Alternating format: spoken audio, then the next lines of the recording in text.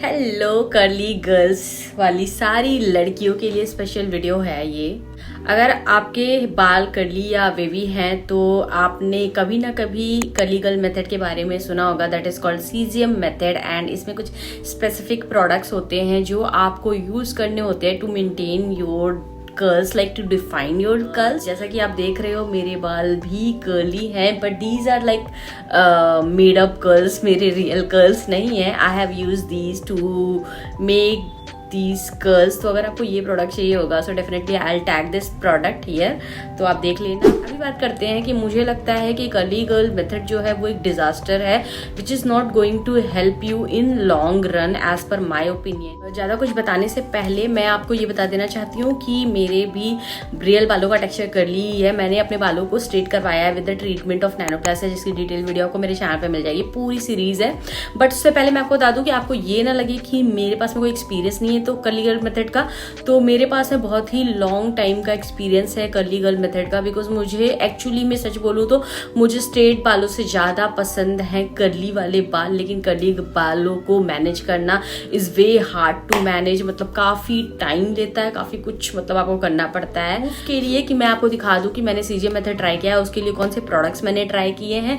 तो उसके लिए मैंने ये प्रोडक्ट्स ट्राई किए थे and these are from brand called fix my curls. और अगर आप देख लो ये पूरी ट्यूब खत्म हो चुकी है, दिस नथिंग इनसाइड, ये वाला भी खत्म हो चुका है। तो ये प्रोडक्ट्स हैं क्या, ये लिव इन क्रीम है एंड हेयर डिफाइनिंग जेल है। तो ये तो सिर्फ आफ्टर वॉश वाले प्रोडक्ट्स हैं एंड बिफोर वॉश वाले प्रोडक्ट्स भी होते हैं। तो मैं आपको इसलिए ये एज अ प्रूफ बता रही हूँ कि मैंने काफ़ी सारे सीजियम मेथड के प्रोडक्ट्स यूज़ किए हैं अलग अलग ब्रांड्स के। बाकी ट्यूब्स मेरे पास नहीं है क्योंकि मैंने इनको यूज़ करके फेंक दिया है, बट ये वाले अभी मेरे पास बचे हुए हैं और लास्ट मैंने इन्हें यूज़ किया था, उसके बाद मैंने बंद कर दिया। जो कर्ली बाल होते हैं ना, देखो वो यूजुअली फ्रिजी लगते हैं, ठीक है। अगर यही जो मैंने कर्ल्स किए अगर मैं इनको प्रॉपर पार्टीशन कर दूं या इनमें कॉम कर दूं तो ये पूरे फ्रिजी हो जाएंगे, घोंसले जैसे हो जाएंगे। बट बिकॉज ये एक डिफाइंड कर्ल्स है so they are looking better and prettier. But जो हमारे नेचुरल कर्ल्स होते हैं उनमें हम रेगुलर कॉम करते हैं, उनको मेंटेन करते हैं, तो वो फ्रिजी लगते हैं। But they are not frizzy, but they are like different shapes and size and going all different ways, उसकी वजह से वो फ्रिजी दिखते हैं। बताती हूँ कि मेरे अकॉर्डिंग कर्ली गर्ल मेथड जो है वो एक डिजास्टर क्यों है एंड आपको क्यों नहीं करना चाहिए कर्ली गर्ल मेथड एंड आपको कोई भी प्रोडक्ट क्यों नहीं खरीदना चाहिए। तो मैं आपको ना पॉइंट वाइज बताऊंगी बिकॉज उससे आपको ज़्यादा बेटर समझ में आएगा। हैं कि जो कर्ली गर्ल मेथड होता है वो बहुत ही टाइम कंज्यूमिंग प्रोसेस होता है। उसमें आपको मल्टीपल प्रोडक्ट्स की जरूरत पड़ती है before hair wash and after hair wash. Before hair wash आपको चाहिए होगा sulphate free shampoo, sulphate free conditioner and फिर एक चाहिए होगा curl defining leave in cream and curl defining hair gel and फिर एक कर्ली गर्ल मेथड का कॉम्ब होता है जिससे आप अपने बालों को सुलझाओगे, जो कर्ली बाल हैं उनको। एंड उसके बाद में आपको चाहिए होगा एक अलग सा हेयर ड्रायर होता है जो कर्ल्स को डिफाइन करने के लिए यूज किया जाता है। तो इतने सारे प्रोडक्ट आपको यूज करने पड़ेंगे वन बाय वन, जो आपका बहुत सारा टाइम ले जाएगा। पहले आपको अपने बालों को वॉश करने से पहले ही कॉम करना है विद अ स्पेशल कॉम जो कि कर्ली गर्ल मेथड के लिए ही बना हुआ है, वो मैं यहाँ टैग कर रही हूँ। पहले आपको सुलझाना होता है, फिर आपको सल्फेट फ्री वाले शैम्पू से शैम्पू करना होता है, फिर आपको कंडीशनर करना होता है, उसके बाद आपको लिव इन क्रीम लगानी पड़ती है, फिर अपने बालों को नेचुरली ड्राई होने अप्लाइंग लिव इन क्रीम आपको कॉइलिंग मेथड यूज करना होता है जिसमें आप अपने बालों को लाइक इस तरह से करके स्क्रंच करते हो या कुछ लोग उसको फिंगर में ऐसा पैटर्न में फिंगर में करके कर्ल्स को डिफाइन करते हैं एंड फिर उसको नॉर्मल एयर ड्रायर करने के लिए छोड़ देते हैं, या फिर ये वाला जो मशीन होता है वो यूज करते हैं टू डिफाइन द कर्ल्स। जब ये हो जाता है then you use hair gel, leave in hair gel, curl defining hair gel जिसको बोलते हैं, या लिविंग हेयर जेल बोल सकते हो, वो भी लगाना होता है जिसकी वजह से आपके जो कर्ल्स है ना वो टिके रहते हैं एकदम। तो इतनी चीजें आपको करनी पड़ेंगी और फिर सूखना पड़ेगा। उसके बाद आपको मतलब काफ़ी टाइम लग जाएगा ये सारा करने के लिए। मतलब मेरे जैसी लड़की जिसे फटाफट नहा के और ऑफिस का काम करना है या घर का काम करना है या जो भी चीज़, बहुत सारे लोग, सबको कुछ ना कुछ काम होता है। क्या आपको लगता है कि आप शैम्पू करोगे, फिर कंडीशनर करोगे, फिर आप हेयर डिफाइनिंग लीविंग कंडीशनर लगाओगे, फिर आप कॉइलिंग कर लोगे, फिर आप स्क्रंचिंग करोगे एंड देन आप लीविंग जेल लगाओगे, फिर आप एक मशीन से ड्राई करोगे एंड फिर आपके डिफाइनिंग कर्ल को आप एयर ड्राई होने के लिए छोड़ोगे natural. So this is very time consuming process. Next point है मेरा like lots of product on your hair, मतलब प्रोडक्ट बिल्डअप हो जाता है जो कि आपके बालों को अल्टीमेटली डैमेज ही करने वाला है, जो मैंने एक्सपीरियंस किया। तो मैंने क्या एक्सपीरियंस किया, शैम्पू करना इज वेरी नेचुरल, ठीक है, कोई प्रॉब्लम नहीं है, कंडीशनर लगाना इज नेचुरल, कोई प्रॉब्लम नहीं है, बट उसके बाद में आप अपने बालों में लीव इन क्रीम लगा रहे हो जिससे कि आपके बालों में जो कोयलिंग मेथड है वो आप कर सको एंड स्क्रंचिंग कर सको। तो लीव इन क्रीम आपको अपने बालों में ही छोड़ना पड़ता है। उसके बाद कर्ल डिफाइनिंग जेल भी आपको अपने बालों में ही छोड़ना पड़ता है एंड सीरम तो हमें अपने बालों में ही छोड़ना पड़ता है, ये तो है ही, ठीक है। जो leave in cream and curl defining gel जो होता है वो आपके बालों में ही रहता है एंड वो आपके बालों के ऊपर में बिल्ड हो जाता है, बेसिकली वो वहीं पे रहता है। मतलब आप वॉश करोगे, जब करोगे तब क्लियर होगा, नहीं तो वो आपके बालों में रह जाता है, प्रोडक्ट बिल्डअप हो जाता है बहुत सारा। और अगर लॉन्गर रन पे वो आपके बालों में टिका रहेगा तो फिर कहीं ना कहीं वो आपके बालों को डैमेज करेगा, खराब करेगा। तो product buildup is next thing जिसकी वजह से इट्स अ डिजास्टर। मुझे लगता है लोग सोचते हैं कि हम कर्ली बाल हैं तो उन्हें हम स्ट्रेट ना करवाएं, कोई ट्रीटमेंट ना करवाएं वरना हमारे बाल डैमेज हो जाएंगे। बट अगर आप ट्रीटमेंट ना लेके आप कर लीगल मेथड की तरफ जा रहे हो तब भी आप अपने बालों को डैमेज ही कर रहे हो। Next thing is it is very very expensive method, क्योंकि कर्ल डिफाइनिंग कर्ल्स वाले जो प्रोडक्ट आते हैं मैं आपको दिखा देती हूँ, वो बहुत ही कॉस्टली होते हैं। Like these two I got it in 600 rupees और बहुत ही छोटे छोटे ट्यूब्स हैं, हार्डली 4 से 5 बार चलेंगे ये। एंड उसके बाद में बाकी shampoo, conditioner and this special machine, then this comb, मतलब ये सब कुछ आपको यूज करना और मतलब बालों में काफी सारा अप्लाई होता है, तो ये बहुत ही कॉस्टली है। मतलब पहले तो आप शैम्पू कंडीशनर यूज करो, बचपन में तो हम सिर्फ शैम्पू ही यूज करते थे, कंडीशनर का नया ड्रामा आ गया, फिर कंडीशनर, मैं तो इतनी आलसी हूँ कंडीशनर भी बहुत ही रेयरली यूज करती हूँ।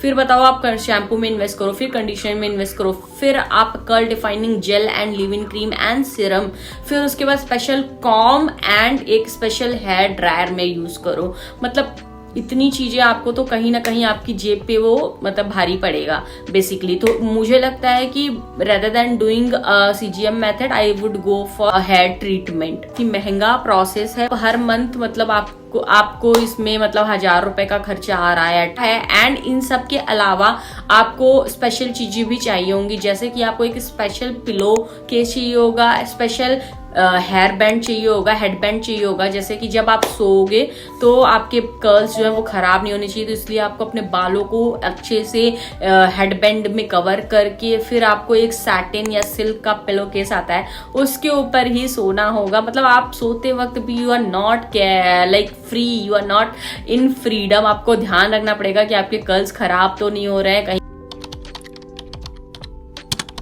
Next is waste of time, because अगर आप इतना सारा टाइम देके भी अपने बालों में बड़ा सुंदर से कर्ल्स बना लेते हो, you feel good, you feel confident, but जब पहला दिन होगा it will look good, the next day it will look better but not very good, but the third day it will start looking like frizzy all frizzy hair and आपको दोबारा से freshen up करना पड़ेगा, बालों को गीला करना पड़ेगा, देन अगेन कर्लिंग मेथड करना पड़ेगा, leaving conditioner and curl defining curls लगाने पड़ेंगे, दोबारा से कर्ल्स वाली क्रीम लगानी पड़ेगी दोबारा से to have the defined curls. और बता दो आपकी अगर सोते वक्त आपके बाल खराब नहीं होंगे, ऑफ कोर्स आपके बाल खराब होंगे, तो ये टोटल टाइम का वेस्ट है CGM मेथड। मेरे एक्सपीरियंस से मैं बता रही हूँ, मैंने बहुत सालों तक ये ट्राई किया है, मेरी कुछ वीडियोस शॉर्ट्स भी आपको मिल जाएंगी जहाँ पे मेरे कर्ल्स हैं प्रॉपर नेचुरल वाले, लेकिन CGM मेथड करने से it was like very hectic, मतलब थोड़ा सा फैसिनेटिंग लगता था तो मैं करती थी, लेकिन it was waste of time, waste of money and very uncomfortable. चीज ये है कि मान लो कि आपके पास इतना पैसा है, आप CGM मेथड के जितने प्रोडक्ट हैं आप सब खरीद सकते हो एंड आप टाइम भी दे सकते हो, ठीक है। लेकिन जो सीजीएम मेथड होता है ना, it is like all together a skill. मतलब आप सोचोगे कि आप एक बार में जैसा बताया गया है सीजीएम मेथड वैसा करोगे और आपके कर्ल्स बहुत ही अच्छे डिफाइंड हो जाएंगे और नेचुरल कर्ल्स सुंदर दिखने लगेंगे, तो ऐसा नहीं होता है। It takes a transition time. मतलब आपके बालों को भी ना वो खुद सीखते हैं कि ठीक है, इतने टाइम से मेरे बाल तो ऐसा फ्रिजी थे, अभी हमें डिफाइंड वे में जाना है। तो आपके बालों को टाइम लग सकता है उस न्यू प्रोसेस को एक्सेप्ट करने के लिए, जिससे कि आपके बाल नेचुरली कर्ल्स जो है वो सुंदर और ब्यूटीफुल लगे। तो आपको लगेगा कि आप बहुत सारा टाइम लगा रहे हो, पैसे लगा रहे हो, प्रोडक्ट यूज कर रहे हो, फिर भी आपके कर्ल्स वैसे नहीं है जैसे एडवर्टीजमेंट में दिखाए जाते हैं, बिकॉज वो टाइम लेगा। आपको भी लाइक ट्रायल एंड एरर वाला प्रोसेस देखना पड़ेगा कि आपके बालों में क्या सही जा रहा है, क्या आपका फिंगर कॉइलिंग मेथड वर्क कर रहा है या फिर स्क्रंचिंग मेथड वर्क कर रहा है या फिर कर्लिंग वाली मशीन से आपको ट्राई करना चाहिए। तो मतलब मल्टीपल चीजें आपको ट्राई करनी पड़ेगी to get used to this, कि मतलब आपका एक्चुअल में क्या प्रोसेस है, कैसे आप मतलब अपना सीजीएम मेथड कर सकते हो। तो ये भी एक प्रोसेस है कि आपको सीखना पड़ेगा सीजीएम मेथड, और जिसकी वजह से आप बार बार और कौन से प्रोडक्ट आपके बालों को सूट कर रहे हैं उसके लिए भी आपको बार बार चेंज करना पड़ेगा प्रोडक्ट को, क्योंकि सबके लिए सेम प्रोडक्ट नहीं चलेगा। मैंने खुद ने 2-3 प्रोडक्ट खरीदे, तब जाके मतलब मुझे एक मिला भी, उसको भी मैंने बाद में क्विट ही कर दिया। तो दिस इज समथिंग कि मतलब ट्रायल एंड एरर वाला प्रोसेस है। ये वाला पॉइंट मेंशन करना बहुत जरूरी है मेरे लिए, बिकॉज हम में से बहुत सारे लोगों को हेयर प्रॉब्लम होती है, जैसे कि हेयर थिनिंग की प्रॉब्लम, हेयर फॉल की प्रॉब्लम, या फिर डैंड्रफ की प्रॉब्लम, या बहुत लोगों की मेडिकेशन भी चल रही होती है। तो उसमें आप सीजीएम मेथड नहीं कर सकते हो, क्योंकि आपको प्रोडक्ट लगा के छोड़ना पड़ता है। You are not going to wash that, आपको प्रोडक्ट लगा के छोड़ना पड़ता है। एंड अगर आप फिर कोई मेडिकेटेड वाली चीजें यूज कर रहे हो, तेल कोई सा यूज कर रहे हो जो डैंड्रफ के लिए स्पेशली है या आपकी स्कैल्प की क्लीनिंग के लिए स्पेशली है, तो फिर आप इन प्रोडक्ट के साथ में उनको मर्ज नहीं कर सकते हो। So this process is not for everyone. तो इन सारी चीजों को मद्देनजर रखते हुए मैंने डिसाइड किया था last year to go for a hair treatment to convert my hair from curly to straight, जब मेरा मन करता है कर्ली गर्ल्स वाले लुक में आने के लिए। सो आई यूज दीज समथिंग कुछ इस तरह की, या फिर कलर, ये हीटलेस कर्ल्स के लिए है। तो अगर आपको अपने बालों को डैमेज नहीं करना है तो you can use these pair of 6 आते हैं, मतलब 12 पीसेस आपको मिल जाएंगे। मैं ये टैग कर दूंगी, आप ले सकते हो। एंड मैंने लास्ट ईयर नैनोप्लस से ट्रीटमेंट करवाया था which was super duper good experience for me. And मेरी पूरी जर्नी मैंने डॉक्यूमेंट की है कि मेरे नैनोप्लस से ट्रीटमेंट का कैसा एक्सपीरियंस रहा, क्या क्या चीजें मैंने फील की, क्या अच्छा था क्या बुरा था, तो वो आप देख सकते हो। एंड मेरे रियल बालों का टेक्सचर है कुछ ऐसा, और आई एम लविंग इट। सो मुझे मेरे दोनों ही लुक अच्छे लगते हैं, बट आपको मेरा कौन सा लुक ज्यादा अच्छा लगता है, स्ट्रेट या कर्ल्स, वो आप कमेंट में जरूर बताना। For today's video, I hope आपको वीडियो अच्छा लगा है। एंड अगर आपको वीडियो में कुछ भी अच्छा लगा है तो make sure to subscribe to my channel, hit the like button. I will see you in the next video. Till then take care and bye.